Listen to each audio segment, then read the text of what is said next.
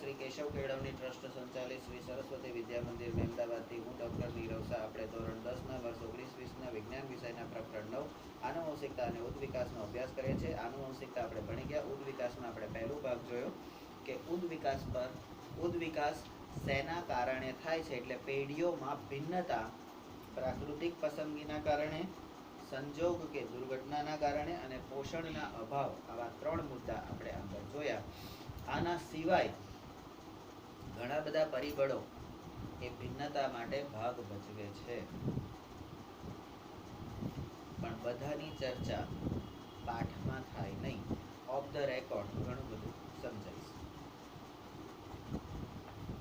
9.3.2 ઉપાર્જિત તેમજ આનુવંશિક લક્ષણો.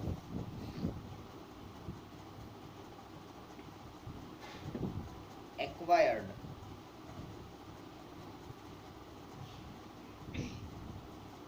and inherited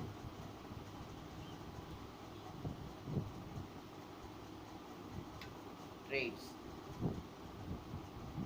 હવે અત્યાર સુધી આનુવંશિકતાને આપણે હેરિડિટી કીધી, હવે એને ઇનહેરિટેડ કહે છે. બરાબર? તો એવું થોડી ચાલે ગમે ત્યારે ગમે તે. તો અહીંયા એક્વાયર્ડ એટલે ઉપાર્જિત કેટલાક લક્ષણો આપણા જીવનમાં આપણે પહેલા આવા નથી હોતા, એકદમ સરસ સુંદર ડાયા ડબરા હોય છે, પણ કેટલાક સંજોગો, જીવનની કેટલીક પરિસ્થિતિ આપણને સારામાંથી ખરાબ અથવા તો ખરાબમાંથી સારા બનવા માટે મજબૂર કરે છે. તો એ આપણું ઉપાર્જિત લક્ષણ થયું, એક્વાયર્ડ. બરાબર? આપણે નહોતું જોઈતું, પણ જો આ સમાજમાં આ પરિસ્થિતિમાં મારે જીવવું હશે તો મારે મારા જીવનમાં આ બદલાવ કરવો જ પડશે. જો હું પહેલાના જેવો રહીશ તો સાલાઓ જીવવા નહીં દે આ કાગડાઓ. અને જીવનમાં કાગડા રૂપી રાક્ષસો મેં કીધું ને ચારે બાજુ હોય જ છે. તો હા તો પડ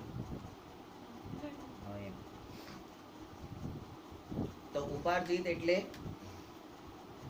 પ્રકૃતિ કે લોકો દ્વારા તમને જે મળ્યા એ, અને મા બાપ દ્વારા જે મળ્યા એ કેવા કહેવાય?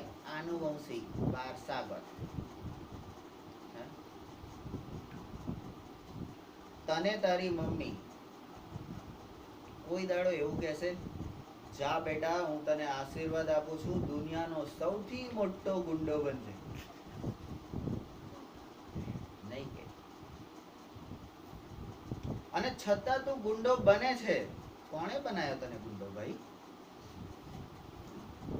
આ હાથીએ. કારણ કે તારા જીવનમાં વાવાઝોડું લાયું કોણ? દુર્ઘટનાઓ લાયું કોણ? હાથી. તારા મિત્રો, ખરાબ લોકોની સંગત.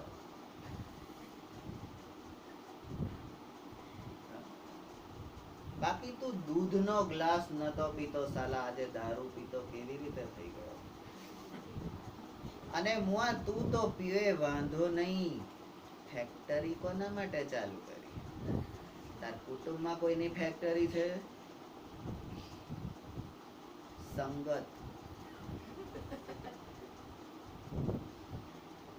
પરિસ્થિતિએ તને આવું કરવા મજબૂર કર્યો. આ ગુરુજી છાસવારે ફી માગ કરે, બાપાને કહે બાપા આપે નહીં. કરે શું? આપણે ફેક્ટરી ચાલુ કરી દો. ગુરુજી કેટલા જોઈએ છે? લો હેડો. એટલે એને ફેક્ટરી ચાલુ, બાકી એ આવું કરે જ નહીં. તો આ બધા એના એ ગુંડો બન્યો એ એનું ઉપાર્જિત લક્ષણ હતું. બાકી એના મા બાપે તો એને સારા જ લક્ષણ આપ્યા છે વારસામાં. લોકોને હસાવાનું, મોજથી રહેવાનું, કઈ કામ કરવાનું નહીં, થાય તો કરવાનું, મમ્મીનું કામ ચોક્કસ કરવાનું. આવું સારું કરે છે. ગુરુજીને માન આપવાનું, પગે લાગવાનું, બરાબર, એ કે એમ કરવાનું, ભલે પછી બહાર જઈને ગમે તે બોલે. અહીંયા આગળ તો આપણે કહીએ એમ કરે, પછી અહીંથી પોળની બહાર જાય ને એટલે બે જણ એવી વાતો કરે, ખબર નખો દ્યો છે મને. પેલો વિશાલ પાસે એમ કે હા બરાબર છે તમે કહો એ કાકા સાચી વાત. તો એક ઉપાર્જિત લક્ષણ બરાબર છે. આપણે પહેલા ચર્ચા કરી ચૂક્યા છે. શું ચર્ચા કરી ભાઈ? લિંગી પ્રજનન કરનારા સજીવોમાં જનન કોષો વિશિષ્ટ પ્રકારની જનન આચ્છાદિત પેશીઓમાં જનન અધિચ્છદ પેશીઓમાં નિર્માણ પામે છે. આ જનન કોષો ક્યાં નિર્માણ પામે છે? તો જનન અધિચ્છદ પેશીમાં નિર્માણ પામે છે. આ અધિચ્છદ પેશી એટલે કોણ? તો અહીંયા 9મા ધોરણમાંથી અધિચ્છદ પેશી ધોરણ 9 માંથી તમારે અહીંયા એક પેજ કાગળિયું ચોટાડ દેવાનું. એની રચના, એનું કાર્ય, બરાબર, અને કયા કઈ જગ્યાએ જોવા મળે છે એ. જો ખોરાકના કે પોષણના કારણે ભમરાઓના શરીરના જૈવ ભારમાં ઘટાડો આવે, ખોરાક અને પોષણના કારણે જો એમના વજનમાં ઘટાડો આવે તો તેમના પ્રજનન અને જનન કોષોના ડીએનએ ના સંગઠન કે સંયોજન પર કોઈ અસર પડતી નથી. એનાથી એની પ્રજનન ક્ષમતામાં કોઈ અસર પડતી નથી. હે એ બધા જાડિયા હોય સારું પ્રજનન કરે, પાતળા હોય ના કરે, એવું થોડી હોય. હે બધા જાડિયા ત્યાં છોકરા થાય ને ના હોય, વજન મારા જેવું ઓછું વજન હોય તો ત્યાં ના થાય, એવું થોડી હોય. એની અસર પડતી નથી એમ કે. આમ પોષણના કારણે જો વસ્તીમાં કેટલાક ભમરાઓ ઓછા જૈવ ભારવાળા હોય તો પણ તેમના વિકાસની સંજ્ઞા આપી શકતા નથી. એનું મુખ્ય કારણ આ લક્ષણની આનુવંશિકતા હોતી નથી. હવે તમારું વજન ઓછું થવું, તમને ઓછું પોષણ મળે છે, ઓછો ખોરાક મળે છે, એટલે તમારું વજન ઓછું થવું એ આનુવંશિકતા નથી. એની મા બાપનું વજન ઓછું છે એટલે એનું વજન ઓછું થઈ ગયું, એવું ના હોય.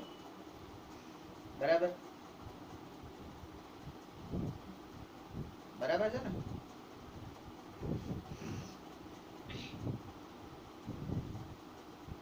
દૈહિક પેશીઓમાં લિંગી કોષોના ડીએનએમાં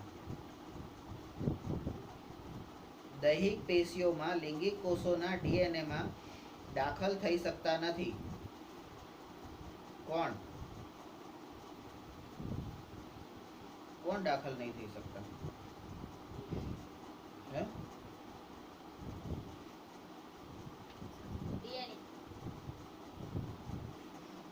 અરે લિંગી કોષોના ડીએનએમાં દાખલ થઈ શકતા નથી દૈહિક પેશીઓમાં. બરાબર, પણ કોણ? બરાબર, તો આ જનન કોષોની અત્યારે વાત થાય છે. એફ કોઈ વ્યક્તિના જીવનકાળમાં પ્રાપ્ત કરેલ અનુભવ, જો આવી ગયું, કોઈ વ્યક્તિના જીવનકાળમાં પ્રાપ્ત કરેલ અનુભવ એના જનીન કોષોના ડીએનએમાં કોઈ તફાવત લાવી શકતો. બરાબર, એટલે હું તમને સારા અનુભવ આપું કે ખરાબ અનુભવ આપું કે જે કરવું એ તમને મારું જુડું, સારું ભણાવું ના ભણાવું, એની તમારા ડીએનએ પર અસર થતી. પણ ડીએનએ પર કોણ અસર કરે છે? જે અંદર ઘૂસી જાય ને, આઘાત, વેદના, એ અસર કરે. બરાબર, તો એટલા માટે જ આને પણ જૈવ ઉદ્વિકાસ કહી શકાય નહીં. નંબર 2, આવો પ્રાપ્ત કરેલ અનુભવ કે લક્ષણ એ જૈવ ક્રિયા દ્વારા આગળની પેઢીમાં આનુવંશિક હોતા નથી. એવું જરૂરી નથી કે જે તમને અનુભવ થયા એ જ તમારા પાછલી પેઢીને પણ થાય.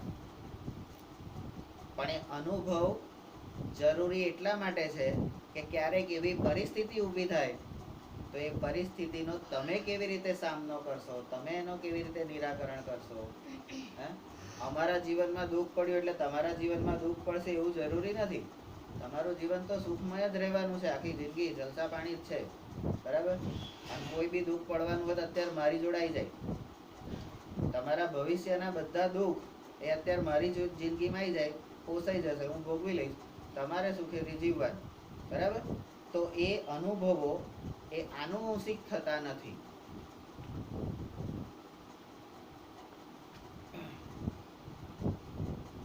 અને આ અનુભવો આનુવંશિક થતા નથી એ એક પ્રયોગ દ્વારા આપણે સમજીએ. એક પ્રયોગ દ્વારા આપણે સમજીએ. શું પ્રયોગ કરીએ છીએ? જો આપણે પૂંછડીવાળા ઉંદરોનું સંવર્ધન કરીએ, પૂંછડીવાળા ઉંદરોનું સંવર્ધન એટલે એનો ઉછેર કરવાનો, પેદા કરવાનો, તો તેની આગળની પેઢીની સંતતિને પણ પૂંછડી હશે એવું આપણે અનુમાન કરીએ છીએ, બરાબર. કે આ પૂંછડીવાળા ઉંદર હોય તો એમને પેઢી બધી પૂંછડીવાળી જ થાય, પણ કેટલાક ઉઠાઈ થાય એવું અનુમાન કરીએ છીએ. હવે જો આ ઉંદરોની પૂંછડીને કેટલીક પેઢીઓ સુધી કાપતા રહીએ, પૂંછડીવાળો ઉંદર હોય એટલે પૂંછડી કાપી જ નાખવાની, તો શું આ ઉંદરો દ્વારા પૂંછડી વગરની સંતતિ પ્રાપ્ત થઈ શકે? તો એનો જવાબ છે ના.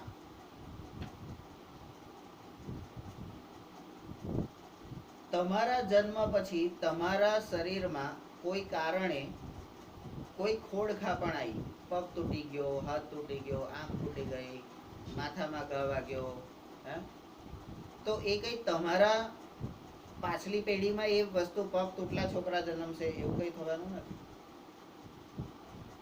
અથવા અપંગ જે કપલ હોય છે તો અપંગ કપલના છોકરા અપંગ જ પેદા થશે એવું પણ જરૂરી નથી. એ સારા પણ હોઈ શકે અને હોય જ, એમાં કઈ પ્રોબ્લેમ નહીં, તો એ વસ્તુ નથી. હવે જે સ્વાભાવિક પણ છે, કારણ કે પૂંછડી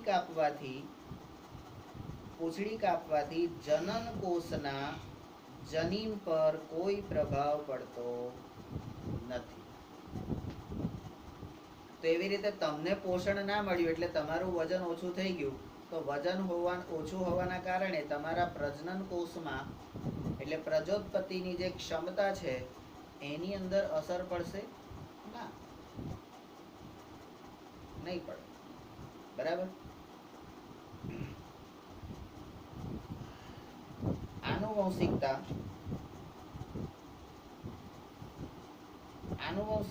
તેમજ વારસાનું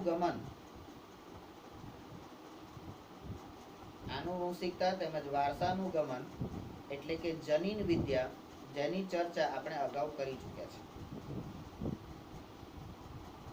જેનું જ્ઞાન જૈવ ઉદ્વિકાસને સમજવા માટે, આ જનીન વિદ્યા સમજવી કેમ જરૂરી છે? તો જૈવ ઉદ્વિકાસને સમજવા માટે એ જરૂરી છે. આ કારણે જ 19મી સદીમાં પ્રાકૃતિક પસંદગી દ્વારા જૈવ ઉદ્વિકાસનો સિદ્ધાંત આપનાર ચાર્લ્સ ડાર્વિન પણ આની ક્રિયાવિધિનું સંશોધન કરી શક્યા નહીં. જેણે સિદ્ધાંત આપ્યો, ડાર્વિને એવું કીધું કે એક પેઢીમાંથી બીજી પેઢીમાં આ લક્ષણોનું વહન થાય છે. એણે ઉત્ક્રાંતિનો સિદ્ધાંત આપ્યો, ડાર્વિને ઉત્ક્રાંતિનો સિદ્ધાંત આપ્યો, પણ એ પણ આની અંદર શું ક્રિયાવિધિ થાય છે એનું સંશોધન કરી શક્યા નહીં. અને આપણે લોકો વાંદરામાંથી માણસ બન્યા છે એવું કીધું કોણે? તો આ ડાર્વિને કીધું. અલા ડોબા, તું આવ્યો 19મી સદીમાં. માણસનું અસ્તિત્વ 19મી સદીથી નથી, માણસનું અસ્તિત્વ તો અબજો વર્ષોથી છે, બરાબર? તો તું 19મી સદીમાં આવીને એમ કે તમે લોકો વાંદરામાંથી જન્મેલા છે અને દુનિયાભરનું વિજ્ઞાન અને વૈજ્ઞાનિકો એને માન્યતા આપે. આપણે ભણવાનું છે, પાસ થવાનું છે, એટલે આપણે આનો અભ્યાસ કરીને આપણે આને સ્વીકારવું પડે. બાકી એકચ્યુઅલ આ સત્ય નથી, બરાબર?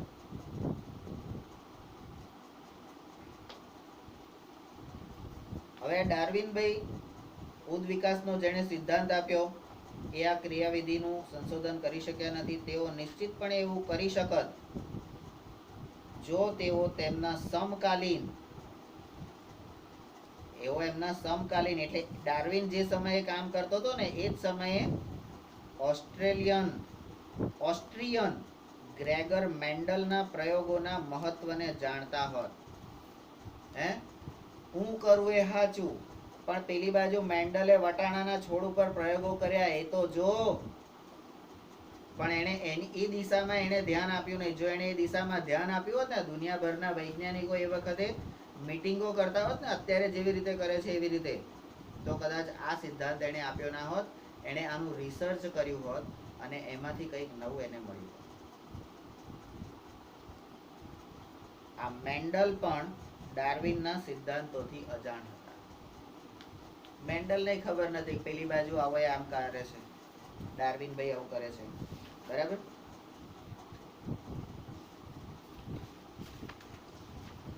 તો ઉપાર્જિત લક્ષણો અને આનુવંશિક લક્ષણો, એની અંદર આપણો એક ટોપિક અહીંયા પૂરો થાય છે. હવે એમાં આવતા જે આ બે વૈજ્ઞાનિકો છે, ચાર્લ્સ રોબર્ટ ડાર્વિન. ટાઈમ કેટલો થયો ભાઈ? 17. ચાર્લ્સ રોબર્ટ ડાર્વિન 1809માં જન્મ્યા હતા અને 1882માં મરી ગયા. આ ચાર્લ્સ ડાર્વિન જ્યારે 22 વર્ષના હતા ત્યારે તેમણે સાહસિક સમુદ્રી યાત્રા કરી હતી, બરાબર? એટલે સંશોધન કોણ કરી શકે? જેણે દરિયાની યાત્રા કરી હોય ને એ જ. તો બોલો તમારામાંથી કોણ કોણ દરિયાની યાત્રામાં અમારી જોડે આવવાના છે? બુકિંગ કરાવી દેજો. તો સમુદ્રી યાત્રા કરી હતી. 5 વર્ષોમાં તેઓએ દક્ષિણ અમેરિકા અને તેના વિવિધ દ્વીપો એટલે કે ટાપુઓની યાત્રા કરી હતી. આપણે પણ ટાપુ પર જ જવાના છે, તો આપણે ચાર્લ્સ ડાર્વિન જ કહેવાય ને. આપણે વૈજ્ઞાનિક જ કહેવાય ને, કારણ કે આપણે મરીન લાઈફ નું એજ્યુકેશન લેવા જવાના છે, શિક્ષણ લેવા જવાના. સમુદ્રમાંથી જે મળ્યું એનો અભ્યાસ કરવા જવાના છે. હવે તમને નક્કી ખબર છે કે આટલું તો મળશે જ એમ. અમે લોકોએ જોયું છે, અમારો અનુભવ છે, એટલે અમે કહી શકીએ કે આટલું તો મળશે જ અને એનાથી વધારે પણ મળશે, બરાબર? તો યાત્રાઓ કરી છે. આ યાત્રાનો ઉદ્દેશ, હવે આ ભાઈએ ફરવા ગયા તો એમને ફરવા નતા ગયા. આપણે કોઈ પણ જગ્યાએ જઈએ તો ખાલી આમ રખડવા ભચકાવા જઈએ છે એવું ના હોય. એનો ઉદ્દેશ હોય, હેતુ. તો એનો ઉદ્દેશ હતો પૃથ્વી પર જૈવ વિવિધતાના સ્વરૂપ વિશે જ્ઞાન પ્રાપ્ત કરવાનો હતો. દુનિયામાં કઈ જગ્યાએ કેવા પ્રકારના જીવો રહે છે, એનું અસ્તિત્વ છે, એ જાણવા માટે એને યાત્રા કરી હતી. મફતમાં કઈ ભચકાવા નતો ગયો. તેમની આ યાત્રાએ જૈવ વિવિધતાના વિષયને, તે સમયના પ્રાપ્ય દ્રષ્ટિકોણને હંમેશને માટે પરિવર્તન કરી નાખ્યો. તમે જ્યારે ફરતા થાવ ને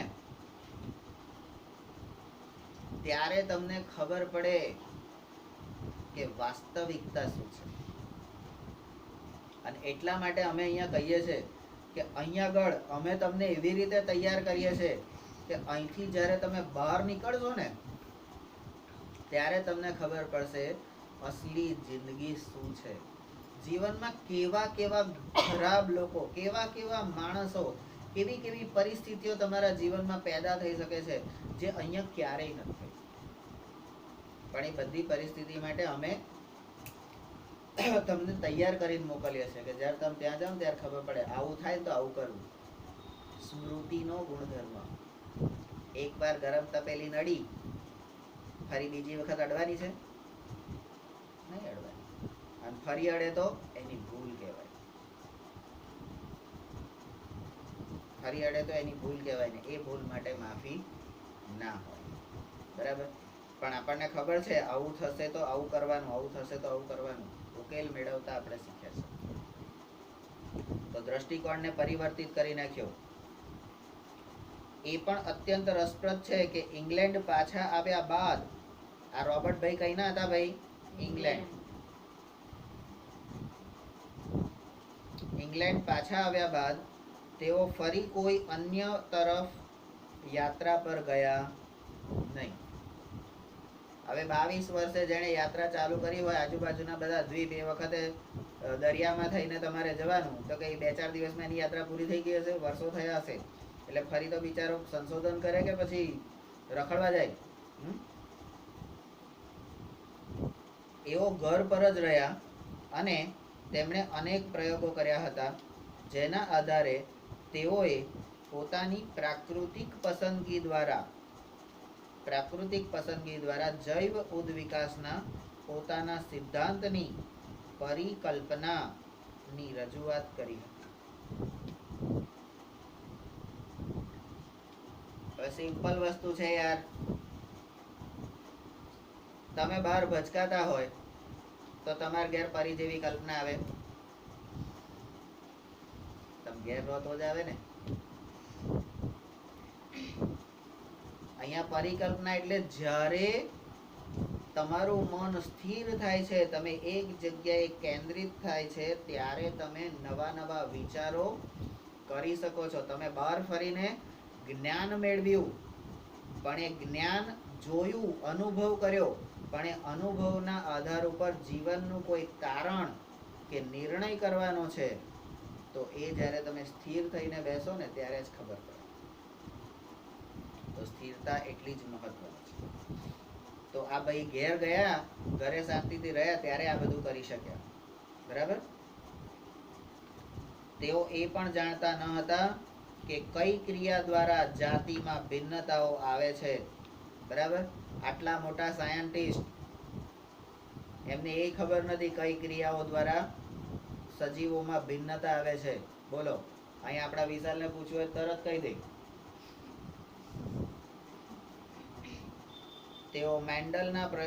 તેઓને મેન્ડલના પ્રયોગોનો લાભ મળ્યો હતો, પરંતુ આ બંને વ્યક્ત વૈજ્ઞાનિકો ન તો એકબીજાને ઓળખતા હતા, ન તો તેઓના કાર્યના વિષયમાં જાણતા હતા.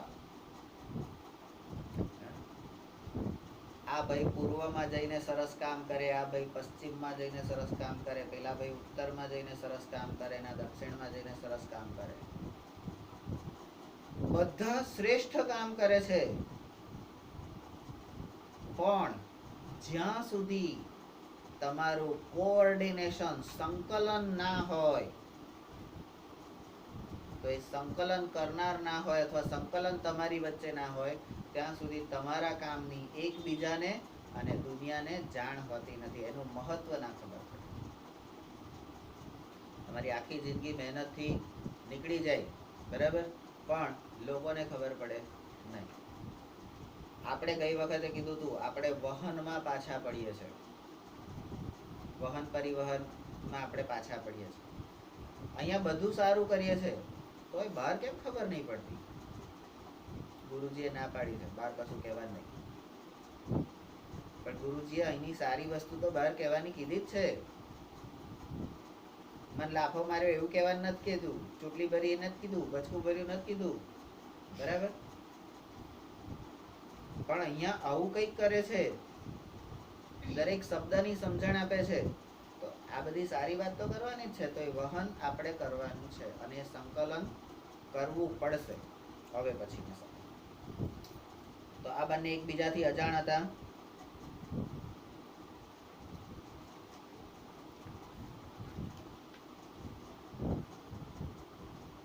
આપણે ડાર્વિનને તેમના જૈવ ઉદ્વિકાસ ને કારણે જાણીએ છે. હા, જૈવ ઉદ્વિકાસવાદના કારણે જાણીએ છે,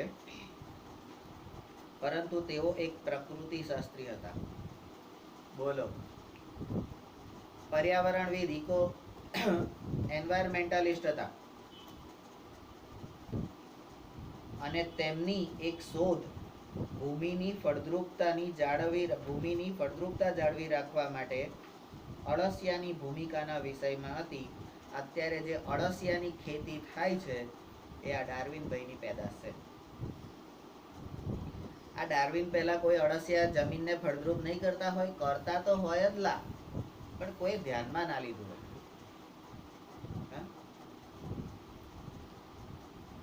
5 વર્ષ પહેલા સરસ્વતી વિદ્યા મંદિરમાં આવા સરસ છોકરાઓ હોય છે, એનું રિઝલ્ટ આવું સારું હોય છે.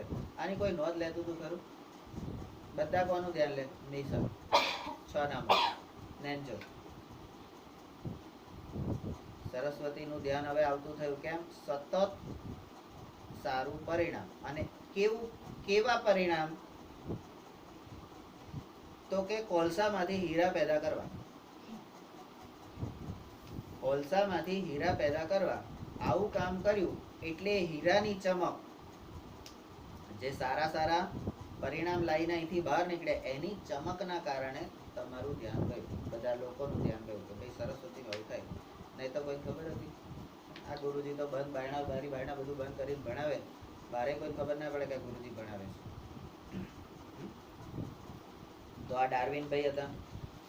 હવે પૃથ્વી પર જીવની ઉત્પત્તિ. ડાર્વિનના સિદ્ધાંતે આપણને સમજાવ્યું કે પૃથ્વી પર સરળ સજીવોમાંથી જટિલ સ્વરૂપવાળા સજીવોનો વિકાસ કેવી રીતે થયો. એટલે ડાર્વિનભાઈએ આ વસ્તુ કીધી. આ ઓબ્જેક્ટિવમાં તમને પૂછી શકે.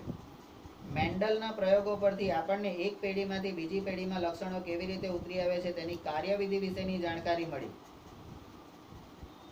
પરંતુ બંને જણા એ સમજાવવામાં અસમર્થ રહ્યા કે પૃથ્વી પર જીવની ઉત્પત્તિ કેવી રીતે થઈ.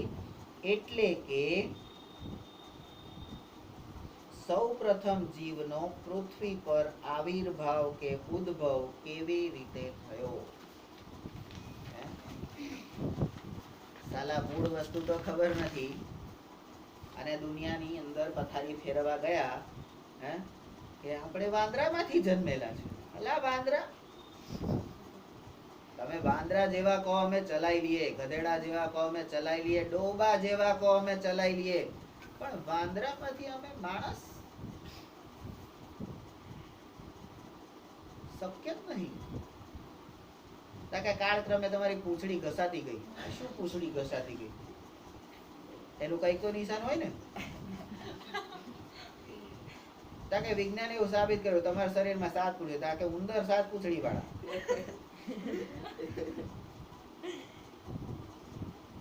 તો આપણા શાસ્ત્રો, આપણા વેદો આ વિજ્ઞાનથી આગળ છે. એમણે એવી પૂર્તતા કરી છે, એમણે એવો આધાર પુરાવા આપ્યા છે કે આપણે કોઈ વાંદરામાંથી જન્મેલા નથી. આપણે બધા કોણ છે? 3 મોઢાવાળા, દાઢીવાળા દાદા, એમના બધા ઋષિ મુનિઓ જે સંતાનો હતા ને, એ બધા ઋષિ મુનિઓના એમાં આપણે એમના સંતાનો છે. બરાબર?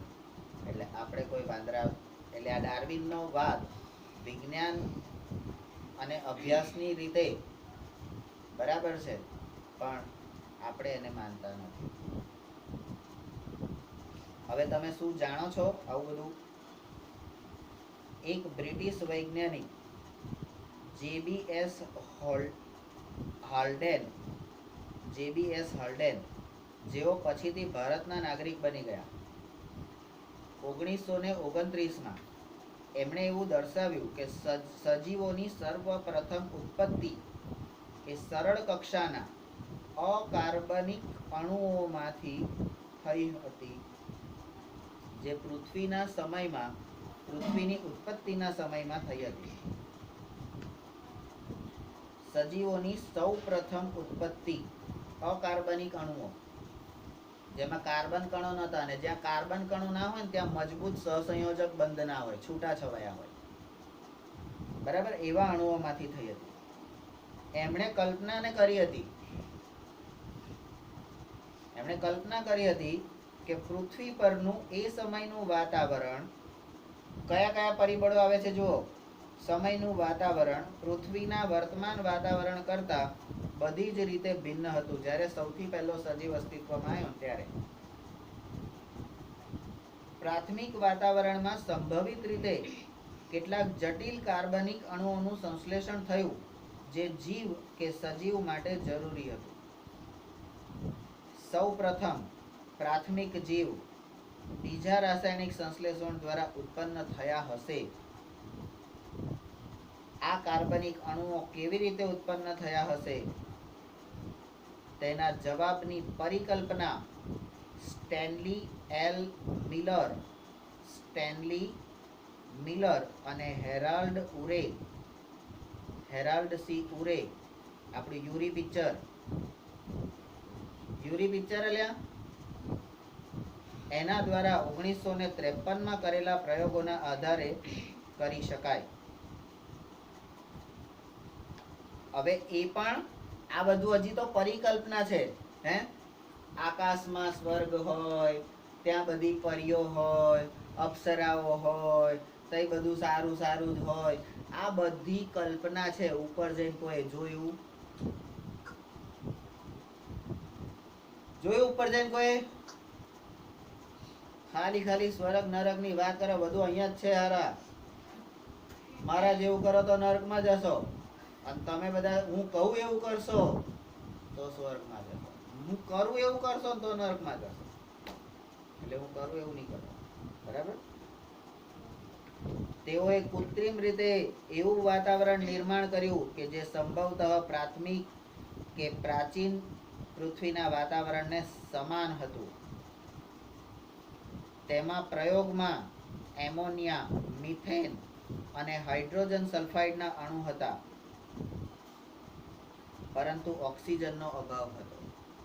એટલે પહેલા વાતાવરણ જે બન્યું એની અંદર ઓક્સિજન નહોતું. કોણ હતું? એમોનિયા. અને એમોનિયા અત્યારે આપણને ક્યાં આગળ જોવા મળે? પબ્લિક ટોયલેટમાં.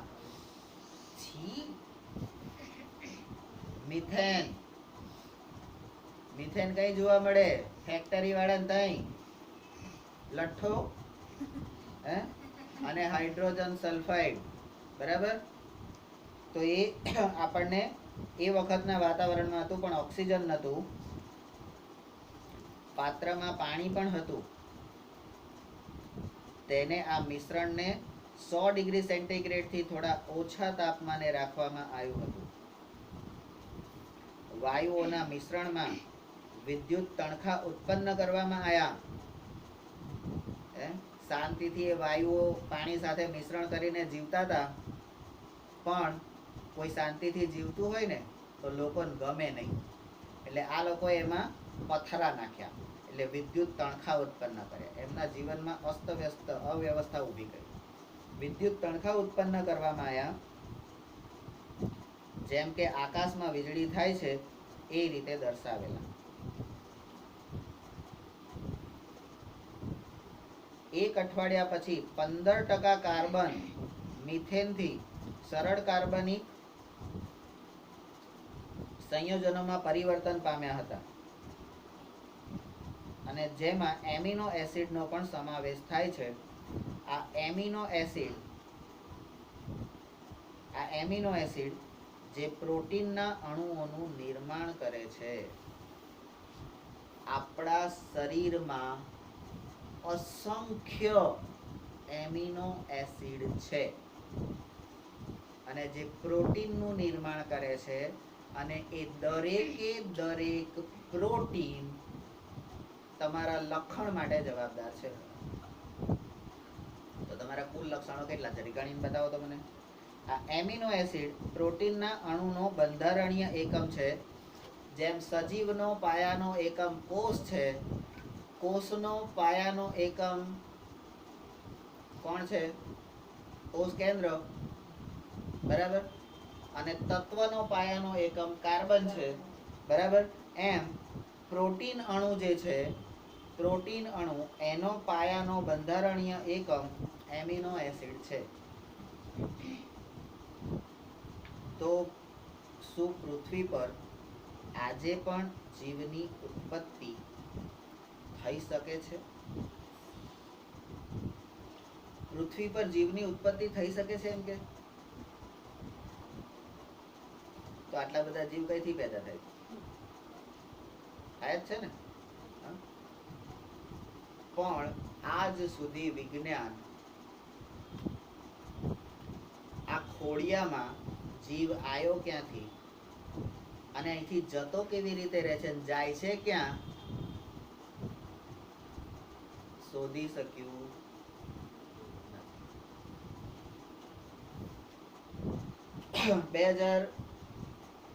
2003-4 ની સાલમાં વિજ્ઞાનીઓ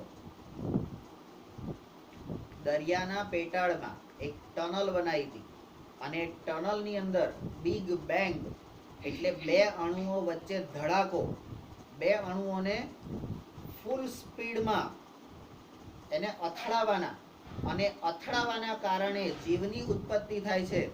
ભૌતિક વિજ્ઞાને એમને આવું શીખવાડ્યું હતું, રાસાયણ વિજ્ઞાનની પૂર્તિ આપી હતી ને જીવ વિજ્ઞાને એને સાબિત કર્યું હતું કે ભાઈ આવું થઈ શકે. એમણે એવો જીવની ઉત્પત્તિ માટેનો પ્રયોગ કર્યો, બિગ બેંગ. સમુદ્રના પેટાળમાં ઊંડે ઊંડે અને ટનલ બનાવીને કે એની અસરો પણ મીડિયાએ, જ્યાં ટેલિવિઝન મીડિયા છે એ મીડિયાએ એ પ્રયોગને, વૈજ્ઞાનિકોનો એક સામાન્ય પ્રયોગ હતો જેમાં એ જીવની ઉત્પત્તિ, એમણે જો આ જીવની ઉત્પત્તિ આ રીતે થશે તો પૃથ્વી પર આવું થશે, દુનિયામાં આવું થશે, એ ધડાકો થશે, ધડાકાની સાથે સમુદ્રમાં સુનામી આવશે, આખી દુનિયાનું પાણી, આમ જ્યાં જમીન છે ત્યાં પાણી થઈ જશે, પ્રલય આવશે, આમ થશે તેમ થશે. તમે જ્યારે પણ સવાર બપોર સાંજ તમે ટીવી ખોલો એટલે તરત એ જ બિગ બેંગના સમાચાર. હજી એ ધડાકો થાય એ પહેલા કેટલાય લોકોના હાર્ટમાં બોમ્બ ફૂટી ગયા ને વિકેટો પડી ગઈ, ઉપર પહોંચી ગયા ટેન્શનમાં. સાલું શું થશે 24 તારીખે શું થશે એ ચિંતામાં ને ચિંતામાં એમને ઉપર પહોંચી ગયા, અહીંયા બોમ્બ ફૂટી ગયા. અને જ્યારે એકચ્યુઅલી એ ધડાકો થયો ત્યારે સમુદ્રના પેટાળમાં થોડીક હલનચલન થઈ, આજુબાજુની થોડીક જીવસૃષ્ટિ નાશ પામી અને એ અબજો ડોલરનો પ્રયોગ ફેલ ગયો. કારણ કે પેલો ગાંડો નથી 3 મોઢા વાળો, એ કંઈક તો એની જોડે રાખે ને, બધું કઈ તમને ખબર પડી જાય તો. માણસે રોબોટ બનાયા, માણસે આના જેવા જ, મારે કલ્પના જેવી જ બીજી 100 કલ્પના પેદા કરવી છે તો મેં કલ્પનાના ડીએનએ લઈ લીધા અને ડીએનએ માંથી ક્લોન બનાયા. કલ્પના જેવી બીજી 100 કલ્પના બનાવી, ક્લોન. એના જેવા જ લક્ષણો, એના જેવો જ રૂપ રંગ, એના જેવું જ નાક નકશી, બધું જ. પણ બધું થયું, પણ એને વાસ્તવમાં અમલમાં મૂકી શકે એમ હજી પ્રયોગાત્મક છે, હજી પ્રયોગાત્મક છે. બરાબર. અને બનાવવાનો ખર્ચો કેટલો સામાન્ય માણસને પોસાય? તો વિજ્ઞાનની જે શોધ જ્યાં સુધી સામાન્ય માણસ સુધી ના પહોંચે, એને ઉપયોગમાં ના આવે ત્યાં સુધી એને શોધ કહેવાતું નથી. બરાબર. આટલો મોટો ધડાકો ફેલ ગયો, દુનિયાના બધા જ વૈજ્ઞાનિકોનો મહેનત એ પાણીમાં ગઈ અને એની બીકે આવું થશે એની બીકે બિચારા કેટલાય વગર વાકે ઉપર જતા રહ્યા. તમારા જીવનમાં ક્યારેક આવું આવશે, ટીવીમાં, સમાચારમાં, મીડિયામાં. બરાબર. તો એ વખતે જરી છત્રીની છાતી રાખવાની. જે થવાનું છે તો થવાનું છે, એને તમે કશું કરી શકવાનું નથી, પણ જે પરિસ્થિતિ આવશે એનો સામનો કરવા હું તૈયાર છું, બસ આવી હિંમત રાખવાની. બાકી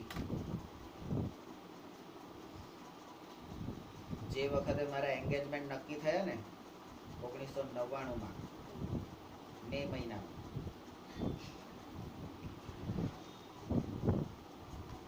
નવમી 13મી તારીખે એન્ગેજમેન્ટ નક્કી થયા, બરાબર, અને 14મી તારીખે ટીવી પર જાહેરાત આવી. ડિસેમ્બર મહિનાની 22મી તારીખે 1999ના ડિસેમ્બર મહિનાની 12મી તારીખે પ્રલય આવવાનો છે અને આ પૃથ્વીનો વિનાશ થઈ જવાનો છે, અને એમાંથી માત્ર 5% લોકો જ, એટલે 5% સજીવો જ જીવિત રહેશે, બરાબર. એટલે આપણે તો જરીક ટેન્શનમાં આવી ગયા હે. ફટાફટ મેં કીધું ડિસેમ્બર 22 આવે એ પહેલા આપણે લગ્ન કરી જ નાખો. ફરી ના થાય તો હે 22મી આવે તો આપણે તો રહી જઈએ હે, તો લોચો પડી જાય ને. આપણે 11મી તારીખે લગ્ન કરી નાખ્યા, 22મીએ મારી જન્મ તારીખ રાહ જોઈને હવારથી બેઠો, આયુ હવારથી આજ સુધી કોઈ ના આવ્યું. સવારથી આજ સુધી કોઈ ના આવ્યું, અને એની તો વાત જવા દો.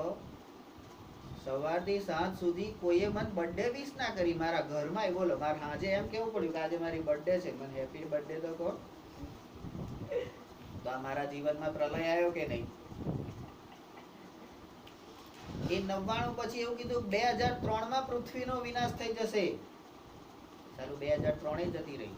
2007માં થશે, એ ગઈ. 10માં થશે, એ ગઈ. 14માં થશે, એ ગઈ.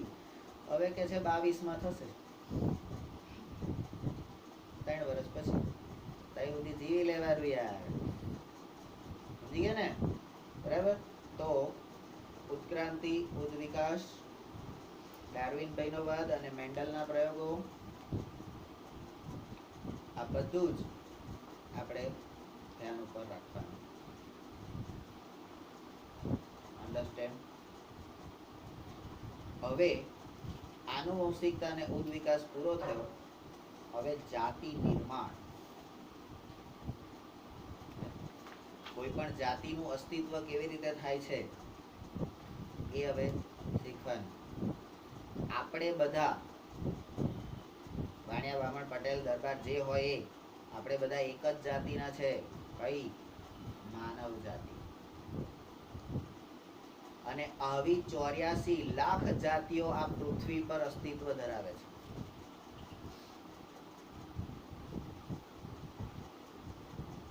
બરાબર.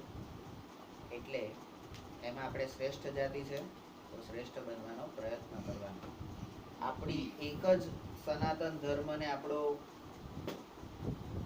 જે શાસ્ત્રો કે આપણી જીવન નિર્વાહની જે પદ્ધતિ છે, કેટલી મિનિટ થઈ લ્યા? 43. આપણું એક જ શાસ્ત્ર કે આપણો એક જ ધર્મ છે જે તમને મનુષ્યમાંથી ભગવાન બનવા સુધીનો રસ્તો બતાવે છે. તમે એ રસ્તા પર ચાલો તો તમે ભગવાન બની શકો.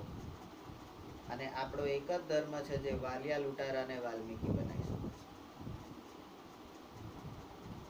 અને એ વાલ્મીકીએ રામના જન્મ પહેલા રામાયણની રચના કરી નાખી અને પછી રામનો જન્મ થયો. તમે વિચાર કરો કેટલો મહાન માણસ કહેવાય. અંસાલા તમે લૂંટારો કહો છો. પણ એ લૂંટારો કેમ બન્યો? તો એના જનીનમાં ફેરફાર કઈથી આવ્યો? તો સાલું જે કુટુંબ માટે, જે પરિવાર માટે રોજ સવારે કોકનું માથું વાળી નાખે, કોકનું ખિસ્સું કાપી નાખે, ચોરી કરે, લૂંટફાટ કરે, બંદૂકો ફોડે, પોતે ગોળીઓ ખાય, તકલીફો સહન કરે, એ કુટુંબના દરેકે દરેક વ્યક્તિઓએ એમ કહી દીધું. જ્યારે આ નારદ મુનિએ એને પૂછ્યું ને કે જા તું પૂછ્યા તારા ઘેર જઈને કે તું આ જે પાપ કરે છે એમાં બધા ભાગીદાર છે કે નહીં? આ નારદ મુનિ બહુ નારદ મુનિ છે, લાકડા લડાવવામાં એક્સપર્ટ. એને જ્યારે આમ પૂછવા મોકલ્યો, બિચારો હસ્તે મોડે, હું મારા કુટુંબ માટે કરું તો મારા બાપમાં ભાગીદાર હોય ને, બધા મારી જોડે જ હોય એમ કે. ઘેર જઈને સીધે પૂછ્યું કે ભાઈ તમે મારા ભાગીદાર ખરા? તાર કે આવા કુટુંબના ના લાયક લોકોએ એમ કહી દીધું, ભાઈ તું જે કરે એ તારું, એમાં અમે ભાગીદાર નહીં. એટલી બધી વેદના થઈ જનીનોમાં પરિવર્તન આવી ગયું તાત્કાલિક એ જ પેઢીમાં, અને લૂંટારો ઋષિ બની ગયો, જંગલમાં જઈ બેહી ગયો, જે 1 મિનિટ હખીને બેહે નહીં, બરાબર. એને વર્ષો સુધી તપ કર્યું, વર્ષો સુધી તપ કર્યું, બરાબર. ઇન્દ્રનું સિંહાસન પણ ડોલવા માંડ્યું. ઇન્દ્રને થયું કે આપણી પાર્ટી ગઈ, ખુરશી ગઈ, તો એને મેનકાને મોકલી આપી, જાય એની આગળ જઈ નાચ. પેલી નાચી ત્યાં સુધી તો કશું નહીં, પણ જેવી હાથ લગાડ્યો ને તપ ભંગ થઈ ગયું.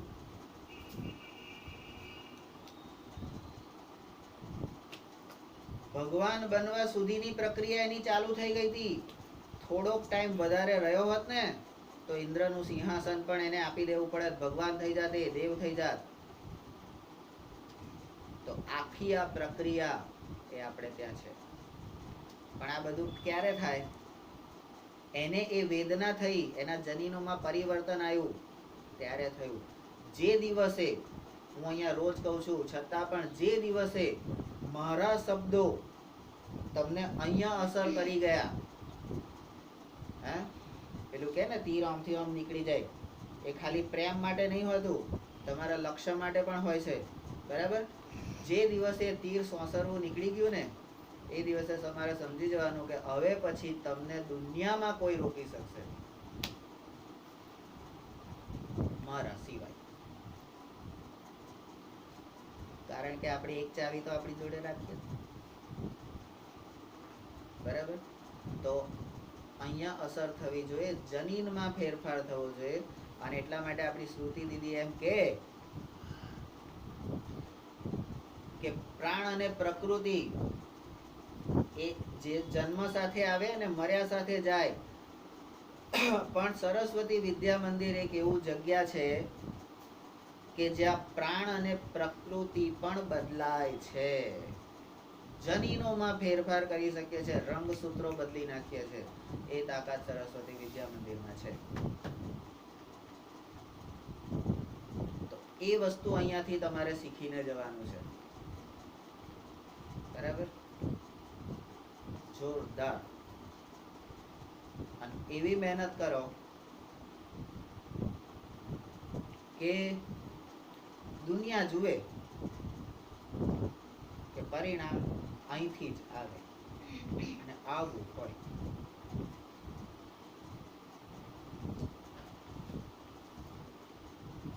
સોનલને એના કુટુંબમાં એમ કહેવા જોઈએ કે ભલે અત્યાર સુધી જે કર્યું એ, પણ એની જાતે પાસ થઈ, પોતાની મહેનતે પાસ થઈ. એને પાસ થવાનું મહત્વ છે, જેને પરિણામનું મહત્વ છે એને તો મારે કેટલાય ડંખ મારવા પડે, કેટલા કાંટા ભોગવા પડે. પંપાર કરીએ કોઈ કરે? મમ્મીને ખોળા હું તો ત્યાં સુધી થતું હતું કશું નાલાયક જેવા.